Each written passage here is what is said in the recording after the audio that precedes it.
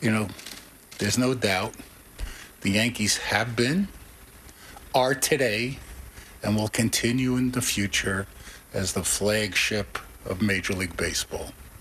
Wherever you go, all over the world, you'll see a Yankee hat, you'll see a Yankee jacket, a Yankee shirt. Because in many ways, when people think about baseball, first thing that comes to their mind are the Yankees. Wow. Well, John Heyman's reporting this. Mets sold $1 million in single-game ticket sales on Wednesday, the day the Carlos Correa news broke. Look, I think Randy's correct. As we bring back inside Studio 3, the Yankees are the premier brand of the sport. I think everybody would agree with that, with the rich history, all the championships.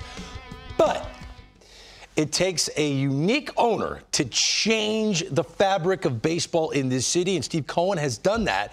And as it stands right now, when you look at the Mets and the Yankees, has this rivalry ever been this good? Oh, it's completely flipped the script. Randy Levine, he doth protest too much. I mean, let us tell you how great you are. Don't you tell us how great you are. I mean, here's the thing. When I was general manager for the Mets, I had a budget. I was given this how much money I have to spend, everything else. I talked to Brian Cashman, what's your budget? He goes, I don't have a budget. We just go get what we want. You know what's changed? The Yankees have a budget right now, and the Mets don't. Steve Cohen goes and gets what he wants. It has completely flipped the script. He is the new George Steinbrenner, and the Mets are the new Yankees. Whoa, the Mets are the new Yankees. They're the evil empire now. But to Randy Levine's point, you go anywhere throughout the globe, you'll see a Yankee cap. It's right. He's right. 100%. That said, is he right? Are the Mets the new Yankees? Yeah, I mean, I don't see how they're not. You think back to the offseason between 2008 2009, the Yankees spent about $420 million to bring in Sabathia, A.J. Burnett, Mark Teixeira. About 5 years later, they go out and do the same thing. $400 million to bring in Carlos Beltran, Jacoby Ellsbury, Brian McCann, Masahiro Tanaka, and everybody was like, God, $400 million one offseason. The Mets have spent over $800 million this offseason. How can you not look at them as the new Yankees? And Steve Cohen is to 2022 what George Steinbrenner was to the 1980s. Okay. But I'm going to represent all the Yankee fans that are throwing stuff at their TV right now, okay? What they want to say to the two of you is, you can't say they're the new Yankees until they win it all.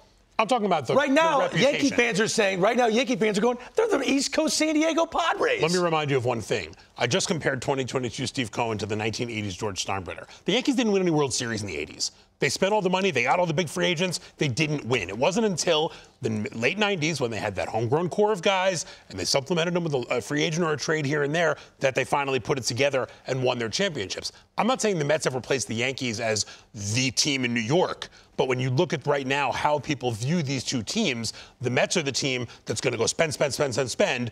The Yankees spent big this winter to retain their own guy, much as they did in 2001 when they retained Derek Jeter, and they've retained all these other guys through the years. But it's a different vibe of not going out and just saying, okay, we're going to go out this winter and we're going to get Jacob deGrom and Justin Verlander and Carlos Correa and Brandon Nimmo, and we're just going to add all these guys. They've had winters like that before. The Mets are the team that did that. There's more to it, too. It's the back page of the tabloids. So on the day that Aaron Judge is going to get announced as the Yankee captain, Carlos Correa and the Mets were the story. That's a George Steinbrenner move. All he wanted was the back page of the tabloids. The Mets are getting that right now. That's a good point.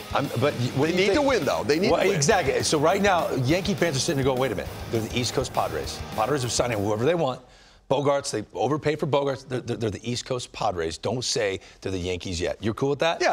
I get it. Oh, okay.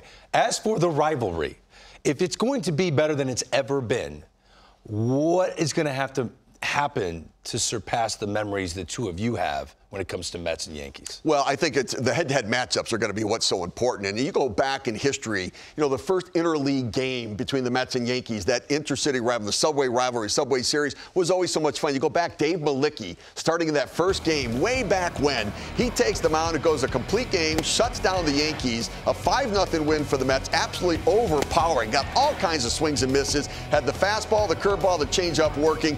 He got it done. Then, I've got some memories myself in this series. and I went back there, and so I ended up firing coaches back in the day there, which did not go. I mean, it was a little traumatic, but we were 27 and 28 at the time that I fired the coaches, and I remember Bobby Valentine, who wasn't real happy with what I did. He said, "Well, come back to me after the next 55 games and see what our record is." We went 40 and 15 in those next 55 games. Well done, Steve. Thank you very much. Even though it was a painful press conference at Yankee Stadium. So you're sharing some great memories. You've covered both of these teams for years. You have to have a couple favorites. Well, I mean, I think for the rivalry to get back to its peak, they're going to have to meet in the World Series. It's happened in 2000. It hasn't happened since, and that was the peak of this rivalry. That said, we've had some unbelievable moments. We've seen Luis Castillo drop a pop-up that was a pretty memorable moment. But for me, one of my favorite moments of this rivalry was in 2009.